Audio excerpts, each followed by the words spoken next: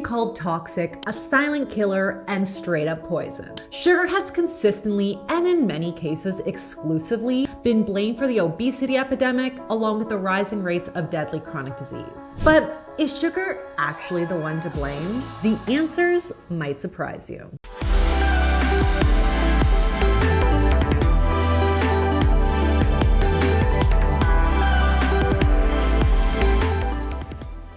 Very quickly, a thank you to my colleague Eric Williamson, PhD and RD from Unlocked Fitness and Nutrition, a nutrition coaching company that specializes in fitness and weight management. I'm going to be sharing some links to their website and content if you're looking for personalized support in your nutrition journey that I can endorse. Also, before we get into this very important controversial topic, a quick note from today's sponsor. Let me hop in to tell you about today's sponsor, Merge Restaurant. So you guys know that I love my games and I also love my food. In fact, before I was a YouTuber, I was actually a restaurant food blogger, so I know a lot about the restaurant world. And one thing I know is that it's super exciting, but it's stressful AF. You get all the fun bits without any of the financial stresses of running a restaurant. So you get to design your own restaurant with furniture, decorations, and the menu, which is really my favorite part. Basically, the story follows a girl named Mina as she overcomes her restaurant rival, but as you play, you get to come up with all these new fun recipes by merging ingredients in your own personalized way. You also get to unlock different themes and restaurants. So there's like an Italian vineyard, beach barbecue, American diner, Japanese garden, etc. If you're into food, this is strangely addictive. I've played a lot of games, but I've really never played anything like this. So if you want a new evening routine to unwind with, especially if you're into restaurant and food culture, check out the link in my bio or scan this QR code to download Merge Restaurant for free. Okay, so Google sugar is bad and you will get millions of listicles and blogs about how sugar and sugar alone is basically making you fat, old, or die young. And these claims are grounded in some evidence, but they've generally been sensationalized and oversimplified to the point of having no real meaning at all. So let me give you the hard truths and the specifics of how much you can eat to minimize your risk while I make myself a little sweet treat. Fear number one, sugar causes a dangerous spike in blood sugar and insulin. So between very scary looking graphs on your For You page and the trend of influencers using continuous glucose monitors, there's a lot of buzz right now about blood sugars and insulin. But very quickly, a little physiology lesson here to explain what all this means. When we consume a carbohydrate containing food, and also protein to some extent, but we're gonna keep it really super simple here, our body releases insulin to store that sugar in our liver, muscles, or in body fat, after which our blood sugars will fall. This is a totally normal physiological process that helps supply our body with fuel and maintain blood sugar homeostasis. Of course, influencers without diabetes are interpreting literally any fluctuation in blood sugar as dangerous and disease-causing, suggesting that we should basically fear perfectly nutritious whole sugar-containing foods like fruit. And this is incredibly short-sighted. For one, yes, you can and you will see a little blip in your blood sugar when you consume a high glycemic index food like a tablespoon of sugar all on its own. But A, most foods that contain sugar also contain things like fat, protein, fiber, and all of those things help to lower the glycemic index. So like that peach we talked about is a really great example. And B, unless you're Mary Poppins, most of us aren't having a spoonful of sugar all on its own.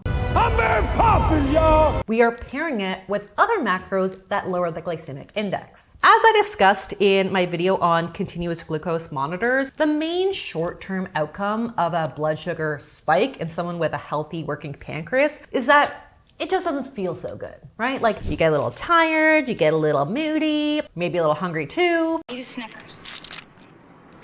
Better?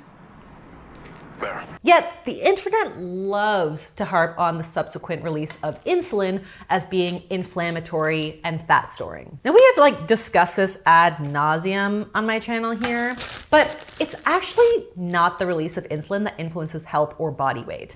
It's insulin resistance that influences health and calorie balance, which then influences our body weight far more than sugar consumption alone. So bottom line, insulin is not the problem. Insulin resistance is. And we're gonna talk a lot more about what that means in a hot minute. Fear number 2, sugar causes chronic disease.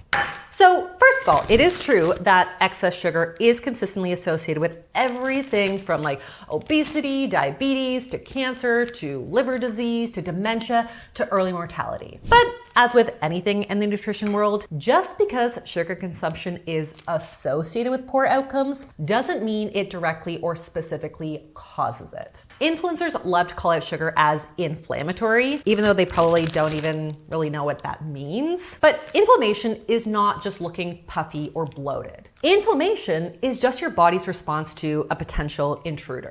And acute inflammation isn't actually a concern. It's like normal and natural, and it's actually a pretty important bodily process. In fact, your body is technically in a state of inflammation after you work out. And that's what we call the pump. Satisfying to me as coming is. But it's the chronic inflammation that leads to disease. And the research clearly shows no direct impact of sugar on inflammation in individuals with healthy weights. So let's consider an extreme population. You know, the athletes on the Tour de France were consuming over 500 grams of sugar per day. And some elite runners are consuming well over 100 grams of sugar every day for years. If sugar was truly inflammatory and disease-causing all on its own, these athletes would all be dying middle age. When in reality, endurance athletes have like the lowest levels of inflammation, lowest risk of diseases and diabetes, and some of the longest life expectancies compared to, other populations. So no, sugar itself is not causing inflammation or chronic disease. What's at play here is what we call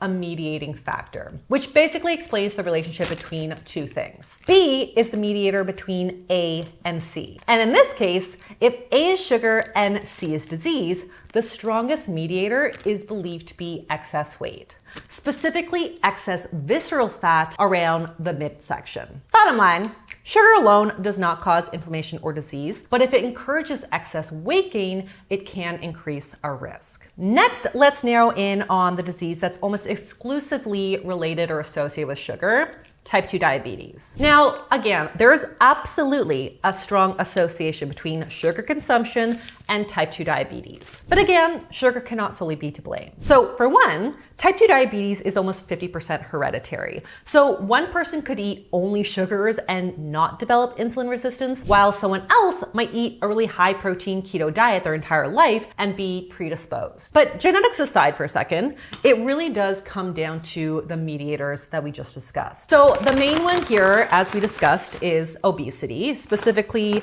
visceral and excess liver fat coupled with inactivity. So I need a knife. To put it super simply, if we are chronically consuming high glycemic index carbohydrates, which leads to a caloric surplus, our pancreas has to work really, really hard to pump out insulin to bring our blood sugar levels back down. With a surplus of calories and carbohydrates, we can essentially end up with very full glycogen stores and expanded fat stores, which pushes more carbs and fat to be stored around the organs like the liver. And because our liver can't actually detect that blood glucose is there, it pumps out even more glucose into the bloodstream. So now your insulin levels are super high, your blood glucose levels are also super high, and your pancreas starts to poop out. I'm tired, boss.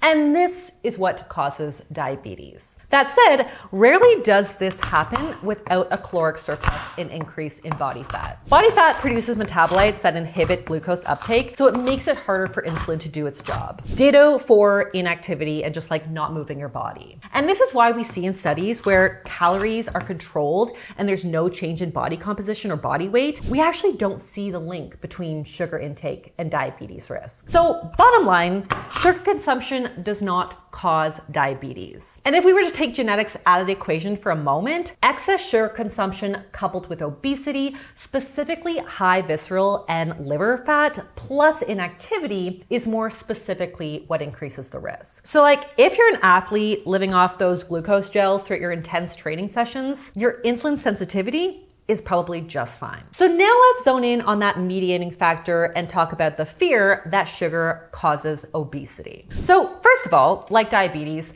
obesity is incredibly hereditary. It's thought to be around 40 to 70%. That said, there's loads of data linking sugar consumption to weight gain, but there are even a lot of mediating steps involved here as well. So refined sugars and other refined carbohydrates are rapidly digested and absorbed so they don't keep you feeling full very long. Then, of course, we find ourselves hungry again soon after, which means that we need to eat more calories over the course of the day. And this is why my Hunger Crushing Combo recommends dressing up naked carbs with a source of fiber, protein, and fat to slow down that nutrient absorption and to support satiety. And this would explain why we don't see an association with sugar consumption from whole foods that contain sugar like fruit or dairy, where those sugars are bound up with hunger-crushing compounds. In fact, the research suggests the exact opposite. It's also worth noting that non-sugar foods like refined grains or processed meats or fried foods like French fries, as well as just not exercising, are just as much associated with weight gain as sugar is. And there's another piece to this puzzle. So often foods that are high in refined sugars are also high in fat and or salt. And this unique mixture of sugar and fat not only makes for an even higher calorie food, but it also evolutionarily has been shown to be extra rewarding to our brains. Basically, these foods contribute to like a high calorie to low satiety ratio, but also because they're so rewarding to our dopamine levels, they're more likely to be overconsumed. You don't need me to tell you that. So bottom line, if we consider these simple mechanisms, it's not enough to say that sugar causes obesity. We have to say that high sugar intake leads to low fullness at meals and higher dopamine release, which leads to higher calorie intake, which leads to an increased risk of obesity, which then increases the risk of inflammation and disease. See, we gotta bring this all full circle here. And speaking of full circle, is sugar really as toxic as they say? Well, in a vacuum, no. Straight up sugar is never gonna be like a superfood. It's got low nutrient density and a poor satiety profile. Its main selling feature is that it's delicious and it brings us joy. But that doesn't mean that it's As with anything, context is really important. So we have to consider how much are we eating? What are we eating it with? And how is it affecting our overall energy balance and our body weight? So here are my evidence-based suggestions for managing your sugar intake. Number one, let's talk how much. So currently the guidelines suggest no more than 10% of calorie intake should be coming from added sugars in your diet. For most people, that's around 1.5 cans of soda or a slice of cake or 1.5 chocolate bars. This does not include whole food sources like natural sugars from fruit or dairy, which again, as we talked about, are bound up with blood sugar regulating compounds. Next, we need to think about what we're eating it with. And this is where my Hunger Crushing Combo comes in. So pairing my chocolate chips with some Greek yogurt, some hemp hearts, some coconut, some fruit in there, fiber, protein, healthy fats. Not only does this make for a more satiating snack or dessert that kind of helps to edge out the portion size of the chocolate, but it also helps to control the blood sugar response. And finally, how is it affecting our body weight and physical activity levels? If we stick to suggestion 1 and 2, this piece typically falls into place. But as I've talked about, excess visceral body fat and inactivity are far better predictors of insulin resistance than the sugar that you eat itself. So if we're engaging in daily physical activity and keeping a nutrient-dense, energy-balanced diet, we are less likely to be putting ourselves at risk. So I hope this helps to tone down some of the anxiety that you might have around sugar consumption. I don't want to get into sugar addiction because I have a whole other video covering that, but I do acknowledge that for some people, having a little bit of sugar in the house or in the diet can be a slippery slope. But if you're able to enjoy it in moderation, I absolutely see nothing wrong with a regular treat. And very quickly again, a big thank you to Eric Williamson for all of his help on this video and the research. I'm gonna be linking to his social media and website below. Thanks again to Merge Restaurant for sponsoring today's video. Be sure to check out the link to download free today. And on that note, that's all that I have for you guys today. If you like this video, be sure to give it the thumbs up. Leave me a comment below on what nutrition questions you want me to answer next. Subscribe to the channel, folks, and don't forget to download my free Hunger Crushing Combo ebook. I'm gonna leave the link to that below as well. And I'll see you next time on Abby's Kitchen. Bye.